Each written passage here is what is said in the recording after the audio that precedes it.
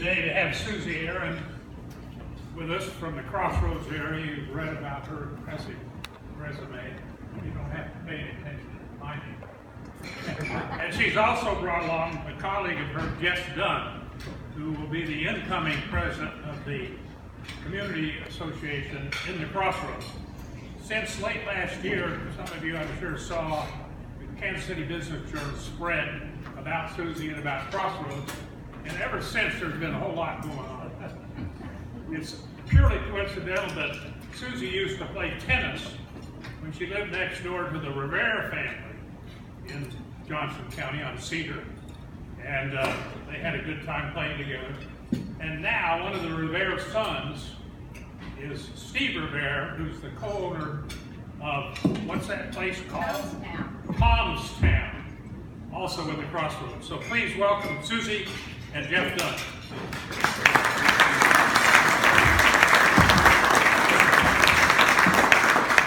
Jim Collins, I'm sorry.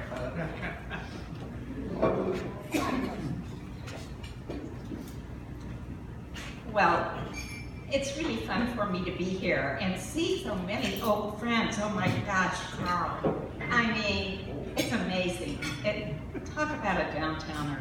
I mean, and Mike and Laura Helmut, I mean, and Noah, oh my God. It's really fun to come here. We wondered where you went, and now here you are. Young friends. That's so fabulous. Well, maybe we could start by telling a little bit about ourselves and how we got downtown, because obviously many of you are downtowners and care about how downtown is developing, and a bunch of you remember equally as well as we do how downtown has changed. So when Woody called me and said, what shall we talk about? I said, I think we should say something like Crossroads ever-changing. And I just want to read this one quote. It's not the strongest of the species that survive, nor the most intelligent, but the ones most responsive to change. And I really think that's true, because those of us who have been down here a long time, and I've been in the real estate business about 30 years and worked with Mike Helmut at Cohen Esrey Real Estate Company. When I first came down to the Crossroads, it was an abandoned, 80% empty buildings. And Roger thought I was absolutely crazy, didn't he, Mike? He couldn't figure out what the heck I was doing down here. And all of us that really came to the neighborhood in the very beginning, a lot of it was because it was a leftover neighborhood, and it was affordable for an artist community. Artists were a category of people that could see possibilities and do see possibilities, and with a little sweat equity, can affect change. And so I think our neighborhood has always attracted the kinds of people that just jumped in, like a lot of you did, and just got involved with how things change. And I'll let Jeff tell you how he got to our neighborhood. First place, I think I'm going to join the Rotary Club because I know some of these folks when I was in the 70s, and they still look the same. So you guys must have something going on here. I came to the Crossroads in 1979 to open a commercial haunted house at 2029 Main. Our slogan was check in and you will never check out. And I also lived there. And I gotta say, it was a little tricky when I had my first date. I'd have to talk really fast the whole time. We had caskets in the lobby, and it was kind of creepy. There wasn't very many lights at that time. So I did that for a while, and then I got involved in the film industry, and I needed some real estate because my company was growing. And we also needed to be at a place where nobody minded what we did, because every time we do a movie, we'd have to do special effects or props or something, and we would have to experiment them with beforehand to make sure they work. So at that time, Crossroads was so isolated that we could, you know, do some simulated bomb out in the street, and nobody would really know. You know? And it was kind of, I just went from one thing to another. And in about 1992, I purchased a building there. We rented before that. And about 1994, Suzie came walking up to me. I was down on the street, and she was looking at the building next door to the one I owned, and said, we introduced each other. Immediately, we took a liking. And she said, Jeff, do you want to buy the building with me? And I said, sure. You know, that was the beginning of our relationship. Well, the building that I was looking at was called Gateway Chemical Company. Well, my husband was in the reinsurance business. You guys, can you just imagine? He had been financing the cleanup of properties all over America, and the last thing he was interested in was a building that said Gateway Chemical Building that was oozing every shade of green you can possibly imagine. And there was hardly any lights in the building. About all we could really tell about the building was that it had brick walls and high ceilings, and it was cheap, but it was well located, and it wasn't much of a risk, but there was an opportunity for creative people. I was a photographer by hobby and an art collector. And so we put together a community very similar to what you guys have here. It was a support group of really people doing property management. And essentially what we do is watch out for our neighborhood. And we started in the late 90s. Our buildings were totally, 80% of them were vacant. Those buildings, as many of you will remember, were buildings where people would take things off the street, off the railroad, bring it into these buildings, reassemble them, put them back on the railroad, and send them back out of town. So we had also, in relationship to that, we didn't have a lot of parking because we didn't need it. There weren't a lot of people in the buildings. There was also a whole area called the movie district. And the movie district is a historic part of our neighborhood. And if you read the paper this morning, you saw the reference to one of our beautiful little movie district buildings that's at risk right now because it has an owner that really doesn't care about it. But what was good about our buildings for the movie district is all of the big Hollywood theaters, MGM, Commonwealth, I mean, all the major theaters, they had a place where they stored films and showed films. So people from the small towns would come in and they would go see a movie and see if they wanted to take it back home to their theater. And so it was like a collection of like users in an area. And that dynamic has really stayed with us in the Crossroads as it's developed. As Jeff said, a creative group of people have come together there. In our neighborhood, we have a lot of the business of the arts. So we have a lot of photographers that originally came down to work with us. They all had their own studios. We had these movie district buildings where people could come and see a building. I had a building one time for sale that had this big, huge tank in the basement. It was just filled with the ugliest, ugly thing you ever saw in your whole life. I thought, oh God, I'll never sell this building. And we finally had someone interested in the building, and we did a test of what that stuff was in that tank. It was hot fudge. So everybody would come to get a movie, they'd buy some hot fudge. We have another one of our buildings, it's called the Popcorn Building. It's now an apartment complex. But at the time, it was a place where you could pick up your movie, pick up your hot fudge, and also pick up your popcorn. So Jeff has been very involved in our neighborhood with these like communities, these groups that have developed together to redevelop and see who we are and how we are changing. Because change is the thing that's really the nature of all of us. We all remember when you couldn't even get a, Carl, you were about the only place we could eat for the longest time. I've been there every day. I was there every day because I came from the garment business. So talk about an industry that's totally gone, that's no longer here anymore. But we came every day to eat at your place. That was a good thing. Thank you. Thank you. Now, talking about the garment industry, I have one of the buildings that I have at the Crossroads at this point is called the Bower, and it has 32 little art studios in it, and each one of them is totally unique.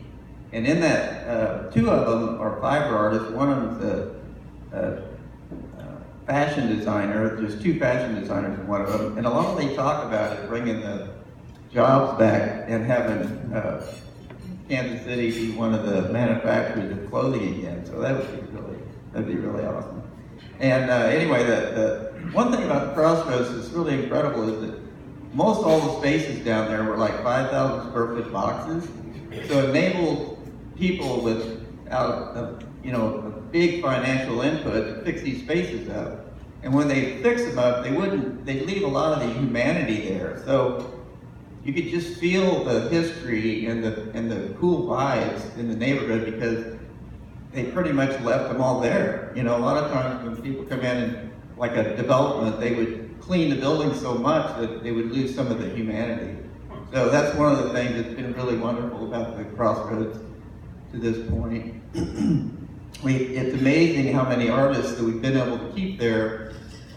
Most of the time when artists come into to space, they'll stay there for X amount of time and it'll become very popular. And then, it'll be so popular that it'll be taken over by Starbucks, Banana Republic, Bakery. And the artists are forced to move out because the taxes go up. And this is one of the first times ever in the United States that we know of that the artists have actually been able to stay there for like 10 years. And it's been so wonderful that they still love being there, And that's one of our challenges right now is to keep them there as long as we possibly can. One of the big reasons they've been able to stay there is because we kept the taxes the same as they were in like 2007. And we're just coming up on a renewal for that particular plan to keep the taxes low. So that's one of the things that Suzie and I and a bunch of other folks are working on real hard to try to extend that longer. Tom Van Dyke's here. Hey, Tom.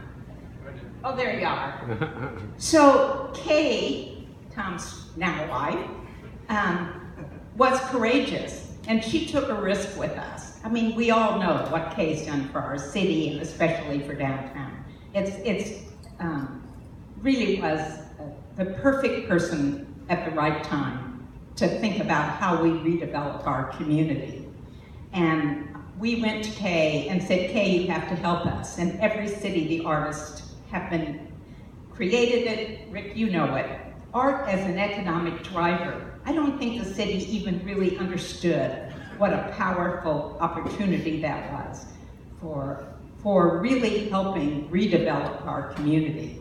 So Kay worked with us and we put together an ordinance. That's what Jeff's talking about, and creation of an arts district, which said if you have 51% of your building in the arts, we will freeze your increases in your taxes so that we could stabilize our rents. So those people, there were about 40 property owners agreed to stabilize their rents by making an application to this program so that we would freeze our rents so that the artists could afford to stay in the neighborhood as the neighborhood grew and changed and became more successful. So that's a plan that we've had for 10 years. And I think all of us are now aware of the advantage. In the beginning, a number of us were so poor. I originally came to the Crossroads because there was a little gallery that we wanted to bring up and be able to put together an opportunity to show photography. And it was just it was really very, very small population that was aware of what was going on in the arts. So we all decided that we would put all of our invitations together in one envelope and split the cost of the postage, because nobody could afford to pay the postage on their own. And we shared our mailing list. Well, that was about, probably 2002. And maybe you would go outside and there'd be 100 people that were walking around on First Friday. What about now, Rick? Do you think? Sometimes we have, what, 15, 20,000 people that grew from 100. I don't know, how many people here have been to First Friday?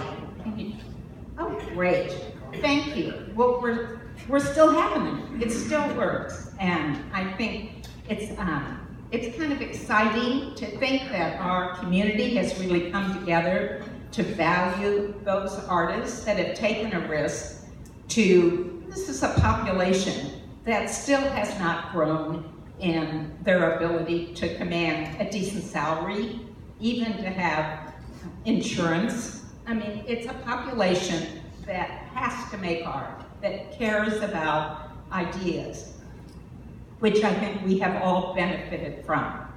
Crossroads is a unique community in that all of the nonprofits, the symphony, the opera, the ballet, many small nonprofits dealing in the cultural arts have all come together in one of these synergism activities that have allowed us to create an arts district. And I think the whole city has benefited from it. I think it's been a really good thing for all of us. Do you want to share anything about that?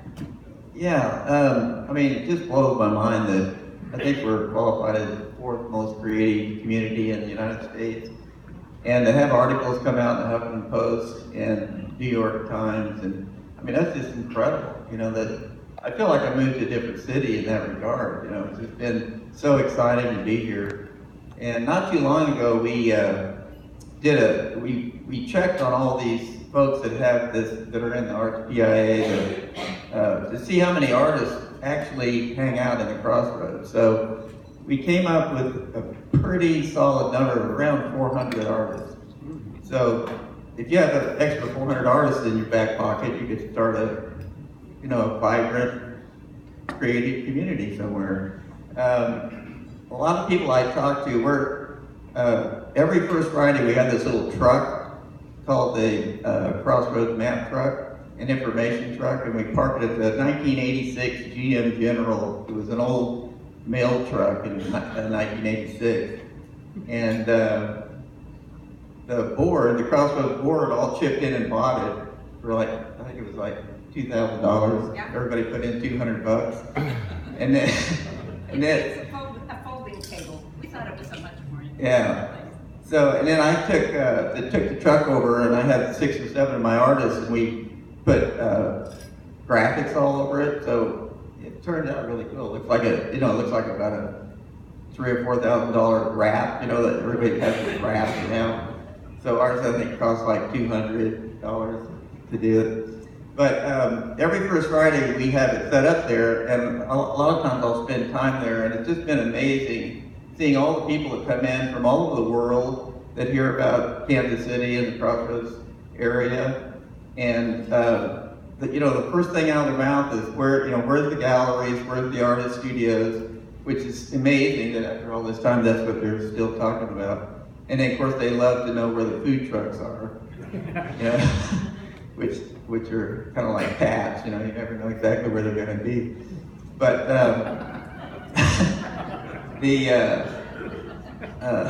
the thing that a lot of people come down, they just go, my God, being at that truck, they say, I can't believe how a lot of people that come down there have lived here before, and then they move back, or they're from out of town. They've been out of town for 10 years, and they've come back, and they just go, man, I can't believe how creative that's such an exciting atmosphere, you know.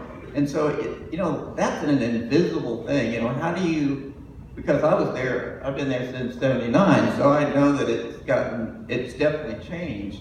And so when you're standing there, it's just in the air, that creative, fun juices is floating around in the air. What makes that? That's a pretty amazing thing. So part of it is just all these artists, doing all these creative things. put nothing to buy, you know. So if we could bottle that, we'd make some money, you know. Well, I thought I would share with you some of the things that our community association does, because really we are a community that grew from the grass level. We really, property owners and tenants decided as a group what we were going to think about and what kind of a neighborhood we wanted to develop. And the kinds of things we think about is that we care a lot if something is clean. We care about, and we were a neighborhood that never got trash service. We still don't have any city trash service. So we have our own dumpsters. Safe. Well, you know, our police are under, there just aren't enough to deal with the issues. And so we have to watch out for each other, which we do. We think about our streets and what makes a dynamic street. You know, the thing that makes a dynamic street and a community that you want to live in is that lots of different kinds of people use streets at lots of different times of the day. So we have residents, we're really the one neighborhood in Kansas City that is residential, office, industrial, and retail. So we are a very dynamic community that shares services all day long. Sometimes we're not really sure how to do that, because I don't think since my grandparents' generation did we have people living above the shops. And now, it's not unusual for me to see a young kid walking down our street pushing a baby buggy. You know, that's very, very different. And all these kids, they want to come back. It's really fun for them to be in our neighborhood. So things that we deal with is parking, because these were buildings that were built without parking lots for the most part. And now our parking lots are being thought about in a different way, the ones that we have, and we have new apartment complexes and new buildings that are being built in our parking lots. And so we're always thinking about what to do about parking. How do we support our businesses? One of the things that our neighborhood decided to do was to have 3-hour parking. So we walked with Public Works every single street in our neighborhood. Crossroads goes from Truce to I-35, from the Truman Road to the railroad tracks. So we walked every street and we identified all the signage. Sometimes it was 1 hour parking, the next street was 10 hours parking. Sometimes we had no handicap, sometimes we had 4 handicap. We had driveways and curb cuts into buildings that no longer had garage doors that you never went in. So we really reclaimed our neighborhood and are talking about things like shared parking and how do we deal, and then as you all know, a big debate about the streetcar. Can we support having the streetcar? How do we pay for it? Is it really going to work? What's it going to do for the whole 2 years of construction? And what's it going to do to the businesses that are on the streetcar route? And now we're seeing a wonderful success story from our streetcar, and hopefully, even though it's been financially painful for a lot of small mom-and-pop businesses, it's really been an advantage. I think everybody would say that the streetcar is a big success. Anybody come here today on the streetcar? Well, yay, good for you. Okay, so I'm just saying, as a neighborhood, we deal with things, marketing, branding. We have our own maps. We talk about business incubators, and that's a big new part of our business. You know, we actually have more artists now standing that aren't standing at easels, but that are sitting at computers. So there's a huge shift in that population and how we're dealing with information. A lot of that is happening in our neighborhood. Well, actually, I was wondering if anybody had any questions.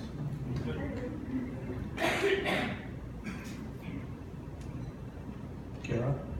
Thank you. I thought it was interesting when you explained the tax and how it began to develop. Is that cap going to come off, and when it does, what do you think is going to happen to the Crossroads? Did I ask you to come today? Thank you.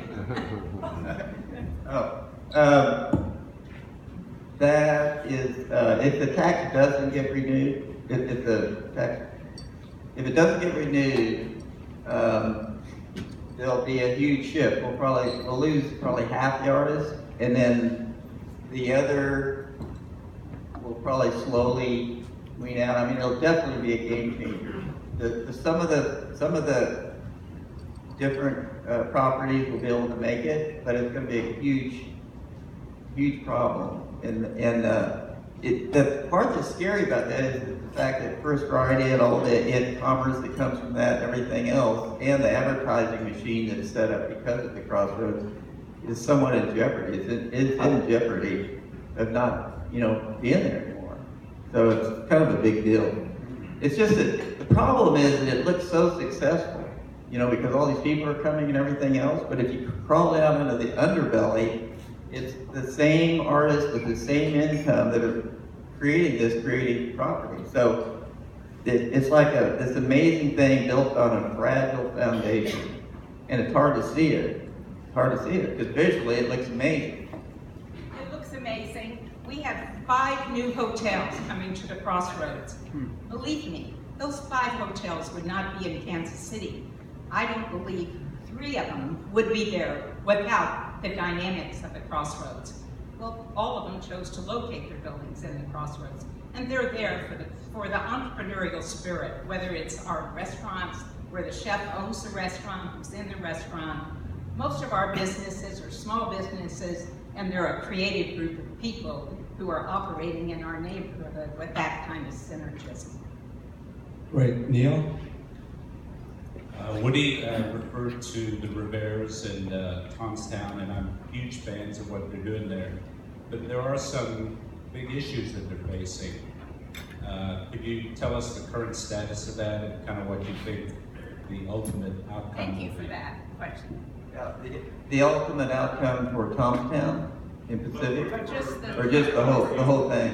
Yeah, the whole liquor license thing started about 1.5 years ago, and so we've just been learning and changing constantly since we've had to deal with all these licenses coming to our neighborhood, and so we have more liquor licenses in the Crossroads than Westport, or basically any place in the city at this point.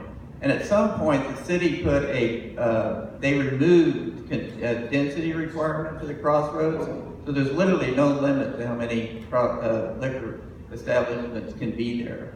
So there's a bunch of issues that we're working on with the city to try to change some of these things so it's not so crazy. And then we're also constantly changing the way we're dealing with it. And there's a lot of folks that's been in the neighborhood a long time, and they've had to deal with some bad operators, and so they're extremely cautious. But then we have all these new folks coming in, putting in establishments that are incredible. They're really neat people, and so it's just it's a tough thing to put all those together and make everybody feel secure about what's happening. So that's we're gonna just keep working at it and do the best job we can, especially when everybody. We have one person that's helping us that's on payroll. Everything else is, everything else we're doing on our own time. So it makes it even harder. Thank you. Rick? Rick? Thank you. I'm from the Minneapolis area, and I got transferred here in the 70s. And obviously I was aware of Hallmark cars being here. And that, to me, and their foundation, was the start of the redevelopment south and north, going downtown. All those artists, many of them have stayed in Kansas City. I know quite a few of them. We even do a trade-off with an artist in our warehousing business. We don't charge her rent. He doesn't make any money either, I don't think. And I think she's probably the norm, and the typical artist I've met has a spouse that has a real job, has got an income. So that's what I witnessed when I saw Signboard Hill. They were blowing into that. Some of that they were blowing into that rock. Hallmark cars and that foundation, their reinvestment, and they had winners and losers in that West Village area. That to me, and then you got these others. This is really an entrepreneurial town. Brad Nicholson, this guy is the most understated guy you ever meet. I met him with sawdust in his hair. I had sawdust in my hair. I was doing a redevelopment, of a little 27-unit place. Nobody wanted it. It was like the United Nations building. Brad, he goes down there, he does all this stuff. He is so understated, he doesn't want to be acknowledged. Butch, Rigby, these guys are the true entrepreneurs. They're risk takers. It's true. It's really all about the people. I'll just read this one thing to you, and then we know that you guys have a time frame. I'm not great at reading these, but I think you will find this very interesting. The world's largest taxi company owns no taxis, Uber. The largest accommodation provider owns no real estate, Airbnb. The largest phone companies own no telephone equipment, Skype, WeChat. The world's most valuable retailer has no inventory, Alibaba. Most popular media owner creates no content, Facebook. The fastest growing banks have no actual money, Bitcoin, Society One. The world's largest movie houses owns no cinemas, Netflix. The largest software vendors don't write the apps, Apple and Google. Our community, the world is changing. Thank you for inviting me.